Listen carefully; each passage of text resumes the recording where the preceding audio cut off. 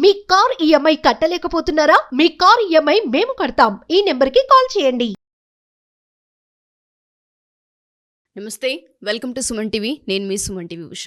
So రెగ్యులర్గా urine infection అనేది ఆడవాళ్ళలో మనం ఎక్కువగా చూస్తూ ఉంటాం. అండ్ దాంతోపాటు వాళ్ళకి సర్వసాధారణంగా కనిపించే ఒక సమస్య అని మనం మాట్లాడుతూ ఉంటాం. కానీ ఈ మధ్య కాలంలో మగవాళ్ళల్లో కూడా యూరిన్ ఇన్ఫెక్షన్ అనేది చాలా ఎక్కువగా కనిపిస్తూ ఉందని చెప్తూ ఉన్నారు. అండ్ కొన్ని కథనాల ప్రకారం మనం చూస్తే, కొన్ని అధ్యయనాల ప్రకారం కనుక మనం చూస్తే ఇది చాలా వాటికి దారితీస్తూ ఉంది. ఇన్ఫెక్షన్స్ అనేది చిన్న విషయం కాదు, చాలా జాగ్రత్త పడాలి అని డాక్టర్లు చెప్తూ ఉన్నారు. మరి ఎటువంటి జాగ్రత్తలు తీసుకోవాలి, వచ్చే కాన్సిక్వెన్సెస్ ఏంటి, అసలు యూరిన్ ఇన్ఫెక్షన్ని ఏ విధంగా ఫస్ట్ ఐడెంటిఫై చేయాలి, ఏ విధంగా అసలు ఓవర్కమ్ చేయొచ్చు అన్న వాటిపై మనతో పాటు డాక్టర్ వాసిం అక్రమ్ గారు ఉన్నారు. ఆయన అడిగి తెలుసుకుందాం. నమస్తే సార్. నమస్తే అండి. సో యూరిన్ ఇన్ఫెక్షన్ అనేది ఆడవాళ్ళలో మనం ఎక్కువగా చూసేవాళ్ళం. బట్ ఈ మధ్య కాలంలో యూరిన్ ఇన్ఫెక్షన్ మగవాళ్ళలో కూడా మనం వింటూ ఉన్నాము. ఫస్ట్ ఇది యూరిన్ ఇన్ఫెక్షన్ అనే సైన్ ఏ విధంగా ఐడెంటిఫై చేయొచ్చు అంటారు మగవాళ్ళు? దాన్ని ఏ విధంగా ఓవర్కమ్ చేయాలి అంటారు? మీరు అడిగినట్టు, మీరు ఎలాగైతే చెప్పారో it is common in women అన్నట్టు. మెడికల్లీ స్టాటిస్టిక్స్ చూస్తే most of the cases are definitely in women. But ఈ మధ్య definitely there are lot many cases in men also. మెడికల్గా చూస్తే, ఏజ్ వైజ్ చూస్తే ఫస్ట్ 1 year లోపు అమ్మాయిలకి అబ్బాయిలకి తేడా అన్నట్టు ఏం లేదు. Even boys get good number of UTIs. 1 year తర్వాతే ఈ డిఫరెన్స్ అనే నెంబర్ ఆఫ్ కేసెస్లో ఫీమేల్కి ఎక్కువ ఉంటాయి అన్నట్టు మెడికల్లీ ప్రూవెన్ స్టడీస్ ప్రకారం.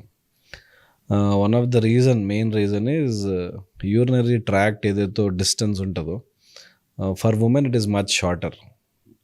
మెన్కి కొంచెం longer because men have an appendage, extra అంగం ఉంటుంది కాబట్టి డిస్టెన్స్ బ్యాక్టీరియాకి ట్రావెల్ చేయడానికి it takes a lot of time and lot of distance. So ఉమెన్కి ఇట్ ఈస్ వెరీ కామన్. రెండో పాయింట్ ఏంటంటే, అనాటమికల్లీ ఉమెన్కి ఏనస్ అండ్ యూరిన్ చేసే aperture hole they are very closely, అసలు పక్కనే ఉంటాయి. సో డెఫినెట్లీ మన మోషన్లో ఏవైతే బ్యాక్టీరియా ఉంటాయో very easy to travel. On top of it చాలామంది తెలియక whenever women when they cleanup after urine చేసి మోషన్ చేసి క్లీనప్ చేసుకునేటప్పుడు వాళ్ళు తెలియక బ్యాక్ టు ఫ్రంట్ క్లీన్ చేసుకుంటారు క్లీనింగ్లో.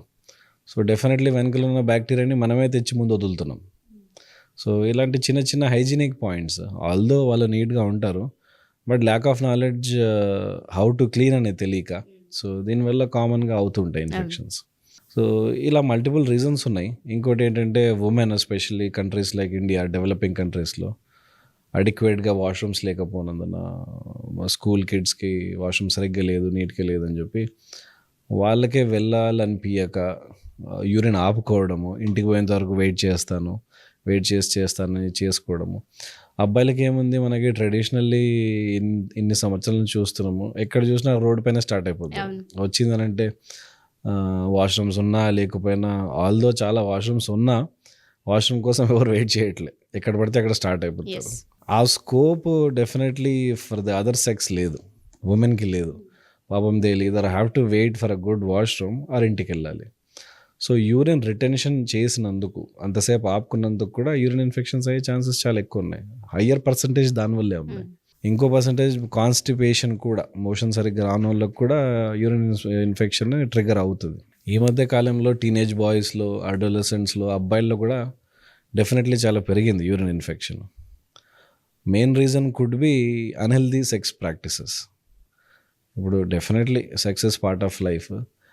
దాని తర్వాత ఓకే, నౌ ఈ సెక్స్ అనేది అయిపోయింది, what now, how to clean up అనేది ఎవరికి తెలియదు. as soon as they are done, అయిపోయిందిలే, they'll go about their work. But మెడికల్గా చేయాల్సింది ఏంటంటే, as soon as they are done, వాళ్ళు ఖచ్చితంగా they have to urinate later as early as possible, so that ఏదన్నా సెమెన్ అన్న ఏదన్నా వాట్ ఎవర్ ఫ్లూయిడ్ ఉన్న రెమినెంట్ ఫ్లూయిడ్ను కూడా వాళ్ళు they have to push it out. Urine చేసేస్తే అయిపోతుంది, and they have to clean their organs. ఇది ఎవరు చేస్తున్నారండి? No one does. ఏదో మెడికల్గా మేము తెలిసిన వాళ్ళం మేము చేసుకుంటామే, కానీ ఇన్ జనరల్ ఎడ్యుకేటెడ్ పీపుల్ కూడా they are just not following it. Maybe they are too lazy, లేకపోతే వాళ్ళు they are not following it. So దీనివల్ల we are seeing good number of cases. On top of it, like I said, unhealthy sexual practices అని. అంటే ఇప్పుడు boys are engaging in multiple kinds of practices. Yes. ఇప్పుడు ఎల్జిబిటికి community వల్ల choices వేరే వేరే ఉన్నాయి. They are choosing to have sex with same sex, లేకపోతే differently identifying person, unhealthy practices. So దానివల్ల కూడా definitely they are getting good number of cases. ఇదొకటి. దీంతో కాకుండా ఎప్పటి నుంచో వస్తున్న problem sexually transmitted diseases. Multiple partners ఉండడం వల్ల ఆ ఇన్ఫెక్షన్ తీసుకెళ్ళి ఈ ఇన్ఫెక్షన్ తీసుకెళ్ళి ఆ ఇన్ఫెక్షన్ వాళ్ళకి అలా స్ప్రెడ్ చేయడము, తనకి ఉండడము, వాళ్ళకు ఉండి వాళ్ళకే తెలియదు వాళ్ళకి ఒక సెక్షువల్లీ ట్రాన్స్మిటెడ్ డిసీజ్ వాళ్ళకు ఉంది, వాళ్ళు ఎఫెక్ట్ అవుతున్నారు, వాళ్ళు స్ప్రెడ్ చేస్తున్నారని తెలియక, బేసిక్ కాండమ్ యూజ్ చేయక, సేఫ్ ప్రాక్టీసెస్ యూజ్ చేయక చేసే పనులు ఇవన్నీ. ఈ మధ్యకాలంలో మనకి రీసెంట్గా పూనం పాండే ఫేమస్ అయింది ఫర్ హ్యూమన్ పాపులోమా వైరస్. చనిపోయానని చెప్పి చేసి హంగామా చేసింది. She dead for a better awareness of people. How she dead is a different reason, but తను చేసింది ఏంటంటే to raise awareness against uterine cancers, cervical cancers. అవును. సో బేసిక్గా 40+ ఉన్న లేడీస్లో highest cancer rate is cervical cancer. Cervical క్యాన్సర్తోనే చాలామంది ladies చనిపోతున్నారు. One of the leading cause cancer, cervical cancer రావడానికి ఒకటే ఒక reason, human papilloma virus infection. ఆ హ్యూమన్ పాపులోమా వైరస్ వల్ల వచ్చే ప్రాబ్లమే సర్వైకల్ క్యాన్సర్. ఈ సర్వైకల్ క్యాన్సర్ మగవాళ్ళు అయితే రాదు, ఎందుకంటే దే డోంట్ హ్యావ్ సర్విక్స్. ఉండాలంటే ఆడవాళ్ళకే రావాలి. బట్ స్ప్రెడ్ ఎవరితో అవుతుంది? Definitely men are spreading it. For suppose ఒక లేడీకి హ్యూమన్ పాపులోమా వైరస్ ఇన్ఫెక్షన్ ఉంది. హ్యూమన్ పాపులోమా వైరస్ ఇన్ఫెక్షన్ ఏ సిమ్టమ్స్తో ఏం బయటపడదు, దాన్ని ఐడెంటిఫై చేయలేము, కష్టము. అది ఏం సిమ్టమ్స్ ఏమి ఉండవు వాస్తవానికి. మేబీ వాట్స్ ఉండొచ్చు, చిన్న చిన్న స్వెల్లింగ్స్ ఉండొచ్చు, but not every patient will have. So వాటితో ఏమవుతుంది, she will give it to her partner. ఇప్పుడు that partner maybe he is going and meeting with another partner, ఇటు నుంచి అటు స్ప్రెడ్ చేసేస్తాడు. సో ఈ సర్వైకల్ క్యాన్సర్ అనేది ఈ 40 years లోపు కామన్గా రాదు కూడా. రావాలంటే 40 years దాటిన ఏజ్, ఆల్మోస్ట్ ఇంకా 50s, 60s వచ్చే క్యాన్సర్ ఇది. సో ఇప్పుడైనా ఇన్ఫెక్షన్ మనకి ఎలాగో ఐడెంటిఫై కాదు, అయ్యేది 40-50 years తర్వాత. సో అప్పుడు అయ్యే ప్రాబ్లము మనకి ఇప్పుడు అవుతుందా లేదా తెలియదు. అందుకే అనేది sticking to same partner, having healthy practices. So we cannot decide కి నువ్వు you cannot have multiple partners. Definitely ethically రాంగే, but it is their choice. But వాళ్ళు చేసే things for their own happiness వల్ల అయ్యే ప్రాబ్లమ్స్ చాలా మల్టిట్యూడ్లో ఉన్నాయి కదా. How it is affecting others, అది కూడా ఆలోచించాలి. Maybe these acts are coming out of innocence, but చదువుకున్న వాళ్ళు ఇంకా ఇన్నోసెన్స్ అని చెప్పడానికి ఉండదు. ఏదో ఒక పాయింట్లో డెఫినెట్గా వాళ్ళకి తెలుసు that this is not right, దీన్ని ఎలా చెయ్యాలి, however they are indulging, దీనికి ఒక సేఫ్ మెథడ్ ఉన్నది తెలుసు. ఇప్పుడున్న లోకంలో, ఇప్పుడున్న ఇంటర్నెట్ ఫెసిలిటీ వల్ల ఎవరికి ఏం తెలియదు, everyone knows everything. So okay, if they are indulging in practices that they would, వాళ్ళకి హ్యాపీనెస్ వస్తుంది అని అంటే there are safe methods to do it. దాన్ని ఎలా చేయాలి, హెల్త్ పాడవకుండా ఎలా చేయాలి. ఇప్పుడు వ్యాక్సిన్ ఉంది, హ్యూమన్ పాపులోమా వైరస్కి వ్యాక్సిన్ ఉంది. అందరూ పేరెంట్స్కి, మేము హాస్పిటల్కి వచ్చిన వాళ్ళకంతా అదే చెప్తాం, as soon as your children hit 10 years. ఇంతకుముందు అబ్బాయిలకి వ్యాక్సిన్ వేసేవాళ్ళు కాదు, ప్రోటోకాల్లో ఉండేది కాదు.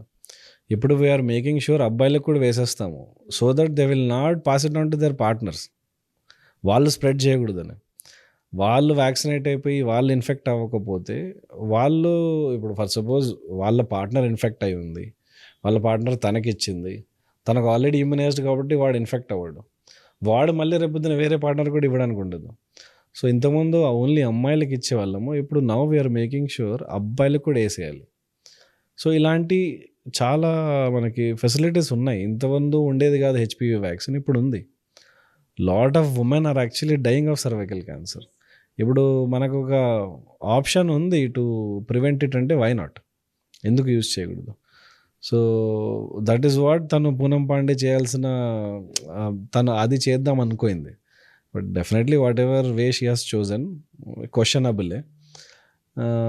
ఇలా అంత అవేర్నెస్, ఇంత ఇన్ఫర్మేషన్ అవుట్ దేర్ ఉన్నాక why are people still doing అనేది ఇది లేజీ బిహేవియరా, లేకపోతే తప్పు చేసే ఆనందం పొందడమా అనేది ఇంకా వాళ్ళ మీదే వదిలేయడమే. అంతే. బట్ మీరన్నట్టుగానే యూరిన్ ఇన్ఫెక్షన్ అనేది మగవాళ్ళలో ఈ మధ్య కాలంలో కేసెస్ చాలా ఎక్కువగా చూస్తారు. డెఫినెట్లీ. బట్ వాళ్ళకి అంటే ఆ సిమ్టమ్స్ని ఎలా ఐడెంటిఫై చేయొచ్చు అంటారు? ఇది ఇన్ఫెక్షన్, ఇది మనం కనుక డిలే చేస్తే, మీరు ఇందాక అన్నారు కిడ్నీసే పోతాయి అని చెప్తూ ఉన్నారు, అలా ఆర్గాన్స్కి ఎఫెక్ట్ అవుతుంది కాబట్టి అడుగుతున్నాను. ఫస్ట్ స్టార్టింగ్లో ఎలా ఐడెంటిఫై చేయొచ్చు వాళ్ళు? సో యూరిన్ ఇన్ఫెక్షన్స్ చాలా క్రిటికల్ టు ఐడెంటిఫై. అర్లీగా పట్టుకోవడం చాలా కష్టం. సో ఒక వెరీ కామన్ ఎంటిటీ ఉంది, దాన్ని ఏసిమ్టమాటిక్ బ్యాక్టీరియూరియా అంటారు. బ్యాక్టీరియూరియా అంటే యూరిన్లో బ్యాక్టీరియా. ఏసిమ్టమాటిక్ అంటే సిమ్టమ్స్ లేకుండా బ్యాక్టీరియా వెళ్తుంటుంది యూరిన్లో. సో ఇనీషియల్గా ఇట్లా స్టార్ట్ అవుతుంది. So urine infections most of the time for suppose 1 yearలో ఉన్న పిల్లల్లో యూరిన్ శాంపుల్ పట్టుకొని టెస్ట్ చేయడం చాలా కష్టం. సో స్పెషల్లీ ఫీమేల్ చైల్డ్ అయితే ఇంకా కష్టము. యూరిన్ కలెక్షన్ అనేది చాలా కష్టము. చాలా నుంచి ఫీవర్తో వచ్చాడు అనుకోండి బాబు, ఫస్ట్ ఇనిషియల్లీ చేయాల్సిన టెస్ట్లన్నీ చేస్తాము. చేశాక ఏం అర్థం అవ్వకపోతే లాస్ట్లో వాట్ వీ డూ ఇస్ ఒక అజంప్షన్, మేబీ యూరిన్ ఇన్ఫెక్షన్ ఉండొచ్చు, కన్ఫర్మేటరీ ఏం కాదు, ఒక అజంప్షన్తో ట్రీట్ చేస్తాం. బికాజ్ అన్నీ నార్మలే వస్తున్నాయి. ఎందుకు అజంప్షన్తో ట్రీట్ చేయాల్సి వస్తుందనంటే యూరిన్ ఇన్ఫెక్షన్ని పట్టుకోవడానికి అంత ఈజీ కాదు. ఇవి యూరిన్ శాంపుల్ చేసిన తర్వాత యూరిన్ శాంపుల్ని నమ్మడానికే పెద్ద ప్రాబ్లం. అది పాజిటివ్ వచ్చినా నెగిటివ్ వచ్చినా దాన్ని సిమ్టమ్స్తో రిలేట్ చేసుకోవాల్సి వస్తుంది. అప్పుడప్పుడు సిమ్టమ్స్ ఏమీ ఉండవు, బట్ రిపోర్ట్ చూస్తే రిపోర్ట్లో ఫుల్ బ్యాక్టీరియా ఉంది, పస్సెల్స్ ఉన్నాయి అని ఒక రిపోర్ట్ వచ్చేస్తుంది. సో ఈ ప్రాబ్లం ఎట్లా అంటే కలెక్షన్ ప్రాబ్లం. యూరిన్ కలెక్ట్ చేసేటప్పుడు వాళ్ళు సరిగ్గా కలెక్ట్ చేయకపోవచ్చు, బాటిల్ కంటామినేట్ అయి ఉండొచ్చు, వాళ్ళు కలెక్ట్ చేసిన ఏరియా కంటామినేటెడ్ ఏరియా అయి ఉండొచ్చు. ఫర్ ఉమెన్ శాంపుల్ కలెక్షన్ కొంచెం ట్రిక్కీ. డెఫినెట్లీ తన స్కిన్ ప్యాథోజన్స్ అయి ఉండొచ్చు, స్కిన్ పైన ఉన్న ప్యాథోజన్స్ శాంపుల్లో చూపిస్తుండొచ్చు. సో ఈ CUE complete urine examination report అనేది వెరీ ట్రిక్కీ టు సీ. ఐడియల్గా ఏం చేస్తాము, పిల్లల్లో ఈజీగా చేసేయచ్చు.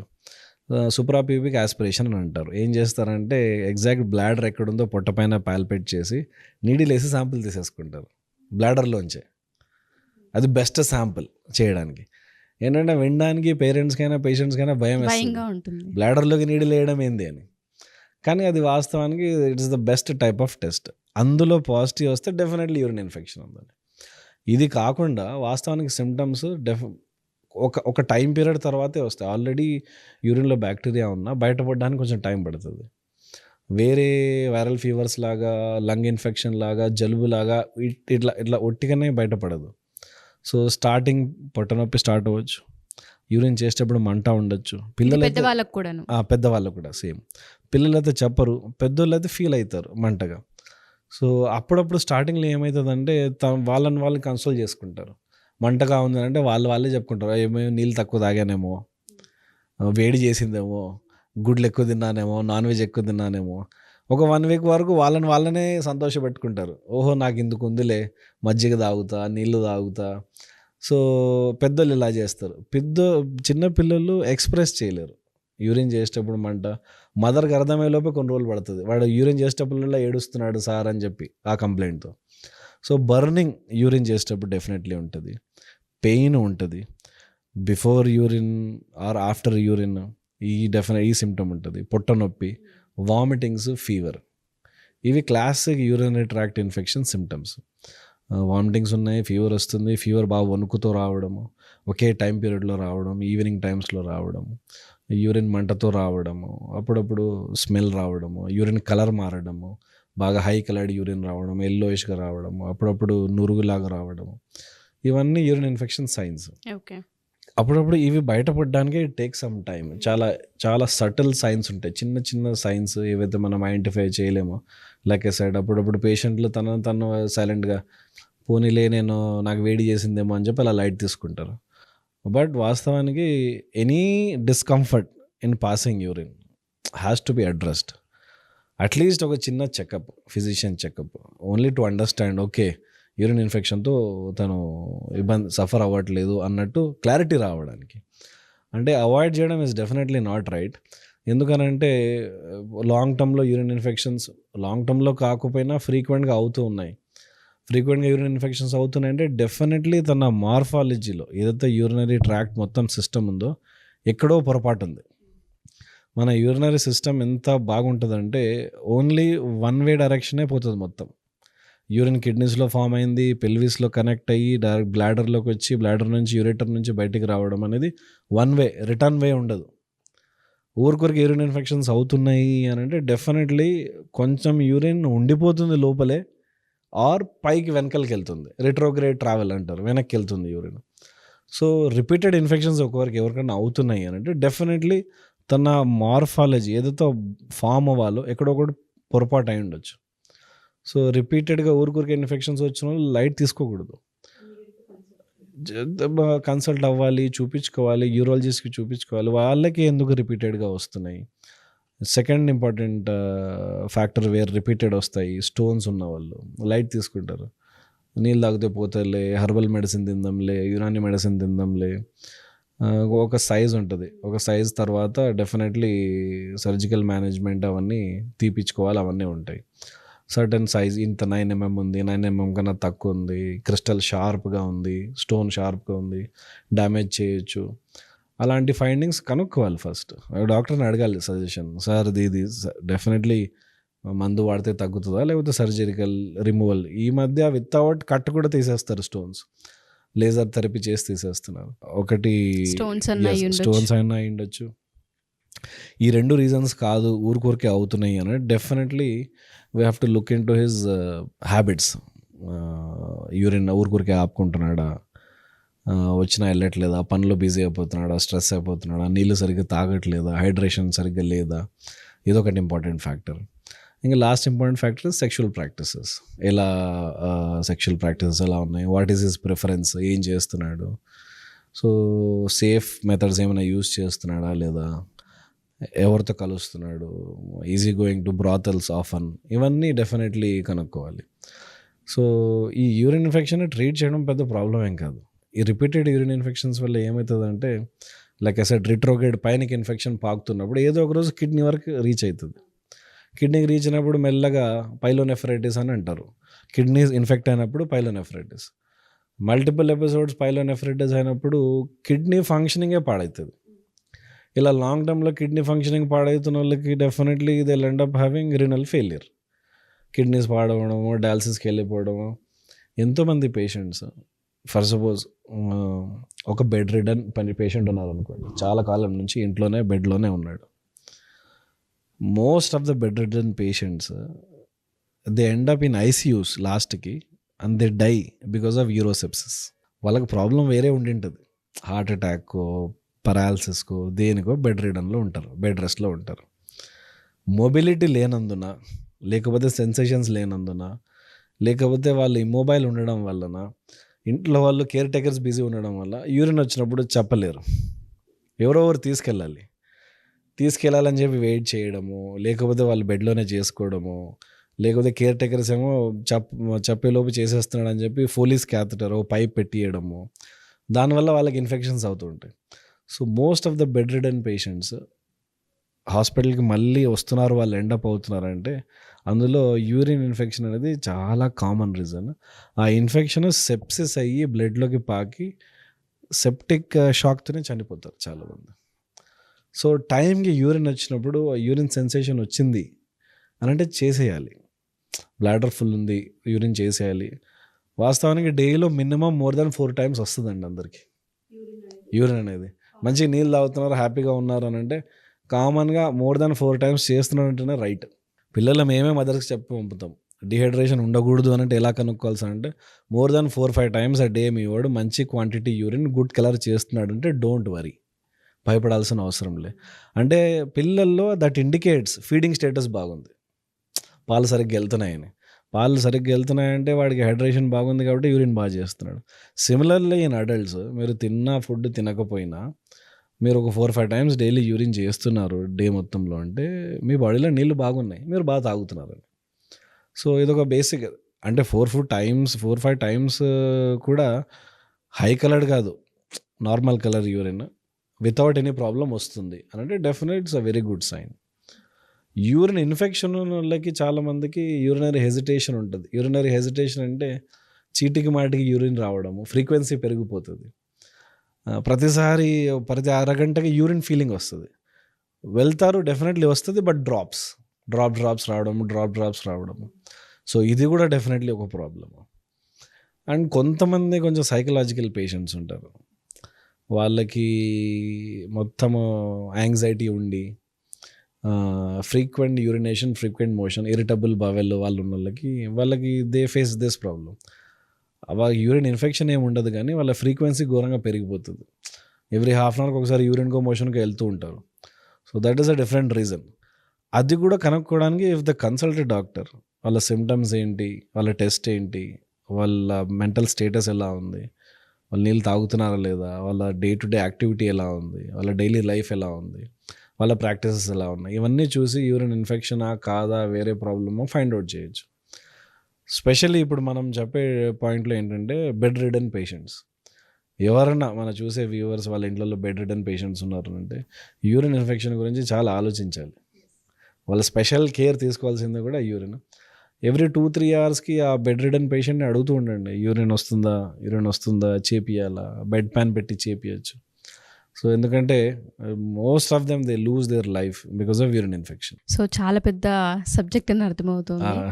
యూరిన్ ఇన్ఫెక్షన్ అంటే మనం చాలా కామన్గా చూస్తూ ఉంటాం, ఒక 2 బాటిల్స్ ఎక్స్ట్రా వాటర్ తాగితే సరిపోతుంది, నెక్స్ట్ డేకి సెట్ అయిపోతుంది అని అంత కామన్గా తీసుకుంటూ ఉంటారు. బట్ ఇది జెంట్స్లో చూసుకున్నా, ఇటు పిల్లల్లో చూసుకున్నా, ఆడవాళ్ళలో చూసుకున్నా ఎవరికైనా ప్రాబ్లం. హెల్త్ సిస్టమ్ అనేది చాలా దెబ్బతింటూ ఉంటుంది, ప్రాణాలను కూడా కోల్పోయే అవకాశం ఉంటుందని కనిపిస్తుంది. ప్రతి ఒక్కళ్ళు కూడా ఈ వీడియో ఒక 4 సార్లు చూడండి. ఎస్పెషల్లీ చిన్నపిల్లల విషయంలో అయితే చాలా టేక్ కేర్ చేయాల్సిన అవసరం ఉందని అర్థమవుతుంది. సో ఈ వీడియో పైన మీ అభిప్రాయాన్ని కూడా కామెంట్ రూపంలో డెఫినెట్గా మాకు